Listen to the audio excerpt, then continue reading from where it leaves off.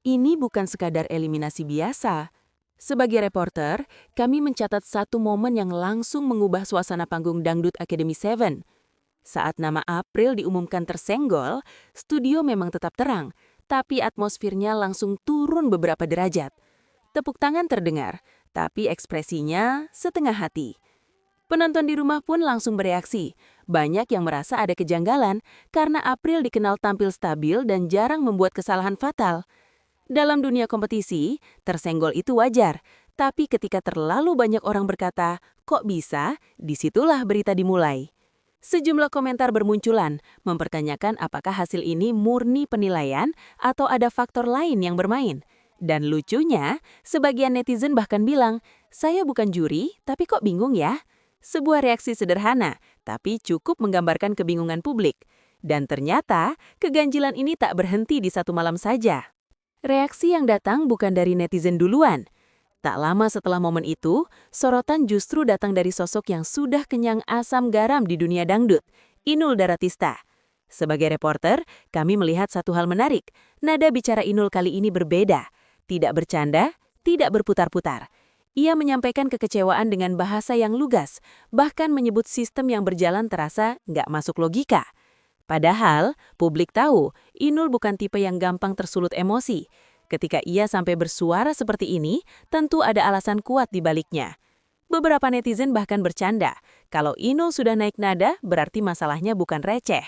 Jok ringan, tapi cukup menggambarkan situasi. Reaksi Inul ini langsung menyulut diskusi lebih luas. Dan yang menarik, ia seolah memberi sinyal bahwa ini bukan kejadian pertama. Jika ditarik ke belakang, sebagai reporter kami mencatat bahwa Inul Daratista memang punya sejarah panjang bersuara soal industri hiburan. Ia beberapa kali menyinggung bagaimana sistem kompetisi bisa menekan peserta, terutama yang masih muda dan minim pengalaman. Menurutnya, ajang pencarian bakat seharusnya fokus pada kualitas, bukan sekadar drama. Kali ini, kemarahannya kembali muncul seolah menandai pola lama yang terulang. Publik pun mulai mengingat bahwa Inul jarang bicara tanpa alasan. Netizen bahkan menyelipkan candaan, ini bukan Inul nyari ribut, ini Inul capek lihat pola. Candaan tapi terasa relevan. Dari sini, isu mulai bergeser. Bukan lagi soal siapa yang tersenggol, tapi soal sistem yang dinilai bermasalah. Dan sorotan pun makin tajam. Sistem penilaian yang bikin dahi berkerut. Sebagai reporter, kami melihat publik mulai membedah satu persatu mekanisme di A7, nilai juri, voting penonton, hingga aturan yang dianggap berubah-ubah. Ada yang bertanya, kenapa peserta dengan performa stabil justru kalah dari yang dinilai kurang konsisten? Pertanyaan ini terus bergulir. Tentu tidak ada bukti resmi soal permainan di balik layar, namun persepsi publik sudah terlanjur terbentuk. Bahkan ada netizen yang bercanda, aturannya kayak sinyal, kadang kuat, kadang hilang. Humor ringan tapi pesannya sampai. Ketika percayaan mulai goyah, sistem apapun akan terlihat mencurigakan. Dan di tengah semua itu, satu nama terus disebut. Kenapa April yang jadi pusat badai? April bukan peserta yang sering bikin sensasi. Justru itulah yang membuat banyak orang heran.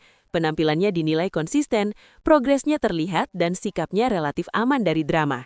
Namun justru karena itulah, ketika ia tersenggol, publik merasa ada yang tidak adil. Sebagai reporter, kami melihat April perlahan menjadi simbol, bukan sekadar peserta. Simbol dari dugaan ketimpangan sistem. Fans base-nya pun bereaksi cepat, namun masih dalam batas wajar. Bahkan ada yang menulis, kalau ini olahraga, kayak kalah lewat gol bunuh diri. Candaan yang halus tapi maknanya tajam. Dari sini, emosi publik makin sulit diredam. Media sosial mulai mendidih. Setelah reaksi Inul dan simpati ke April menyatu, media sosial pun ikut memanas. Tagar bermunculan, komentar mengalir deras, dan potongan video tersebar di mana-mana.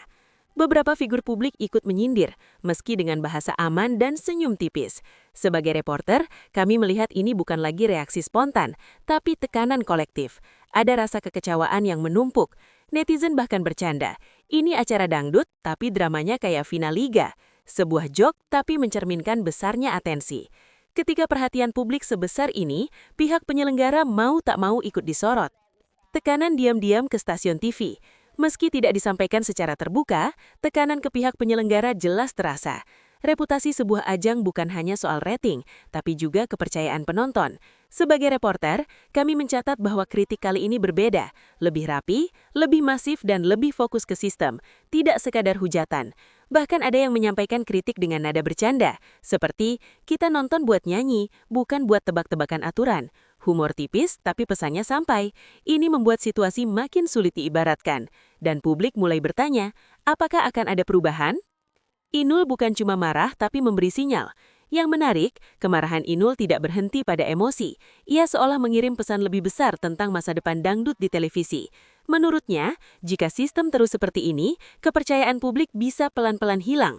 Sebagai reporter, kami melihat ini sebagai peringatan, bukan sekadar luapan emosi.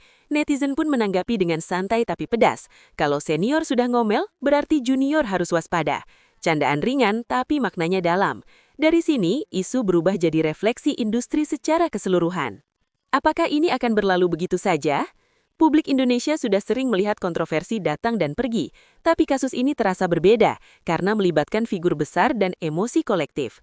Sebagai reporter, kami melihat ada dua kemungkinan, sistem dievaluasi atau isu ini perlahan tenggelam. Namun satu hal jelas, kepercayaan yang retak tidak mudah diperbaiki.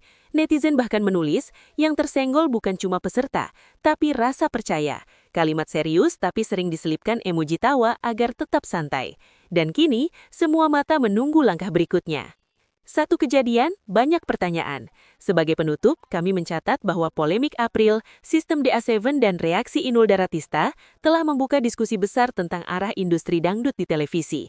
Ini bukan soal siapa yang kalah atau menang, tapi soal keadilan dan transparansi. Apakah suara publik akan didengar atau akan berlalu seperti isu-isu sebelumnya? Jawabannya belum jelas. Tapi satu hal pasti, kejadian ini meninggalkan tanda. Dan seperti candaan netizen yang kini viral, dangdutnya tetap goyang tapi sistemnya bikin pusing.